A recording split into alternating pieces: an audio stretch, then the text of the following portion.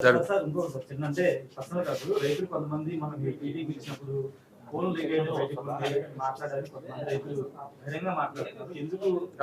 Good point అమ్మా. Phone meeting మొదలు పెట్టే ముందు 3 సార్లు చెప్పాను, ఇది సీరియస్ ఇష్యూ, 50 మంది ఉన్నారు, ప్రతి ఒక్కళ్ళు మాట్లాడాలి, మీరు యూట్యూబ్ వీడియోలు చూసుకుంటాను, ఫోన్ రింగులు పెద్ద సౌండ్లు పెట్టి మీటింగ్లో పెట్టద్దు, ఫోన్ సైలెంట్లో పెట్టుకోండి, ఫోన్ మోగితే మీటింగ్ మధ్యలో బయటకు పంపిస్తాను అని ఆ రోజు చెప్పా.